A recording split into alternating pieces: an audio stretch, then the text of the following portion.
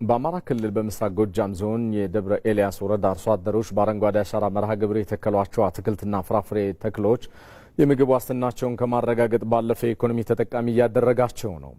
በወረዳው የአርሶ አደሩን ኑሮ ለማሻሻል በዘንድሮ የአረንጓዴ አሻራ መርሃ ግብር ከ36.6 ሚሊዮን በላይ የተመረጡ የአትክልትና ፍራፍሬ ችግኞች በክላስተር ለማልማት ታቅዷል። ሐምራይስ ብርሃኑ በአማራ ክልል በምስራቅ ጎጃም ዞን በደብረ ኤልያስ ወረዳ በአበሸብ ቀበሌ ነዋሪ የሆኑት አርሶ አደር መኮንን ቀሬ የስራ ዘርፋቸውን ወደ አረንጓዴ አሻራ አትክልትና ፍራፍሬ ልማት ቀይረው መስራት ከጀመሩ ዓመታትን አስቆጥረዋል። የጉድጓድ ውሃን በመጠቀም እንደ አቮካዶ ያሉ ቋሚ የአትክልትና ፍራፍሬ ተክሎችን ማልማት ከጀመሩ ወዲህ የእርሳቸውንም ሆነ የቤተሰቦቻቸው ኑሮ እየተሻሻለ መጥቷል። የተሻለ ምን ይሆናል በሚል ሳቢ አድርጌ ወደ አትክልትና ፍራፍሬ ተከላ ገባው።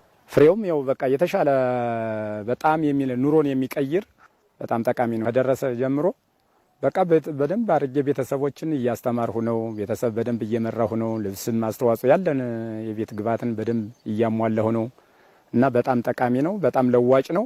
እንደ አርሶ አደር መኮንን ቋሚ የአትክልትና ፍራፍሬ ልማት ተጠቃሚና አዋጭ መሆኑን የተረዱት ሌሎች የወረዳው አርሶ አደሮችም በግብርና ባለሙያዎች ያልተቋረጠ ድጋፍና ክትትል ከሚያገኙት ምርት የምግብ ዋስትናቸውን በማረጋገጥ የኢኮኖሚ ተጠቃሚ እየሆኑ ነው። መንግስት ግሪን ሌጋሲ በሚለው ወይም የአረንጓዴ አሻራ በሚለው ያንንም ጥቅሙንም በመረዳት ነው መንግስት ቢያመነጨውም እኛም በጥቅሙ ተጠቃሚ እንደምንሆን በመረዳት ነውና በመንግስትና በባለሙያም ተደግፈን ነው ይሄንን ልንሰራ ይቻላል። የግብርና ባለሙያዎች ያልተቋረጠ ክትትልና ድጋፍ ያደርጉልኛል። የሆነ በሽታም ካለው ይሄን እርጨው ይሄንን እንዲህ አድርገው በዚህ ሰዓት ቆፍረው ኮምፖስት ይሄን በዚህ ሰዓት አድርግ እየተባልኩ ነው ይሄንን እዚህ ደረጃ የደረሱኝ። አትክልትና ፍሬን በመሸጥ ተጠቃሚ ነኝ። አርሶ አደሮቹ በቀጣይም የአትክልትና ፍራፍሬ ልማትን በስፋት ለማልማት የቴክኖሎጂ አቅርቦት ድጋፍ ቢደረግላቸው የኢኮኖሚ አቅማቸውን ይበልጥ ለማሳደግ ያስችላቸዋል። ለምሳሌ ይሄን ቢያንስ 400 ሜትር ድረስ ርቀት ነው እየተጓዙ ውሃ ማጠጣ። ግን በቴክኖሎጂ አሁን ለምሳሌ ሶላር ፓምፕ የሚባል አለ። ሶላር ፓምፑ ላይ በዚህ በውሃ ጉድጓድ ላይ ቆፍሬ በዚያ ላይ ቢገጠምልኝ በቱቦ 300-400 ሜትር ቱቦ ገዝቼ በዚያ ገጥሜ ባጠጣ የበለጠ ቲማቲም ከስር ለስሩ እንደ ነጭ ሽንኩርት ያለ እንደ ሰላጣ እንደ ቆስጣ እንደ ቲማቲም እነዚህን ማልማት እችላለሁ። በበለጠ መንግስት ክትትልና ድጋፍ ቢያደርግልን የዚህ ቴክኖሎጂ ብንታቀፍ በጣም ጠቃሚ። በደብረ ኤልያስ ወረዳ ባለፉት ዓመታት በአረንጓዴ አሻራ መርሃ ግብር በአትክልትና ፍራፍሬ ልማት ዘርፍ በተሰጠው ልዩ ትኩረት አርሶ አደሩ ይበልጥ ተጠቃሚ እየሆነ መጥቷል።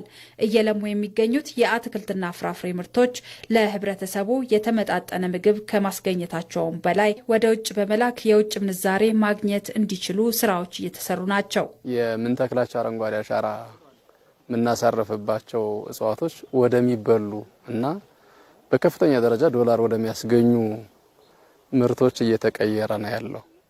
ለዚህም በዋነኝነት ችግኝም ከመትከል በዘለለ ለአርሶ አደሩና ለባለቤቱ በከፍተኛ ደረጃ ዶላር የሚያስገኙ እንዲሆኑ በወረዳ ደረጃ የአቮካዶ እና ቡና ችግኝ በከፍተኛ ደረጃ በማፍላት አርሶ አደሩ በዚህ መርሃ ግብር ታቅፎ የአቮካዶ በክላስተር ደረጃ በተለይ ደብረ ኤልያስ ለዚህ የተመቸ ከባቢ ነው። ገበያ ላይ 1 ኩንታል 2 ኩንታል መሸጥ ሳይሆን በክላስተር አርሶ አደሮቹ አሁን እያደረጉ እንዳሉት ይሄንን የተዳቀለው ግራፍትድ አቮካዶ ስፔሻሊ ዝርያ በስፋት እየሰራጨ ነው ያለው።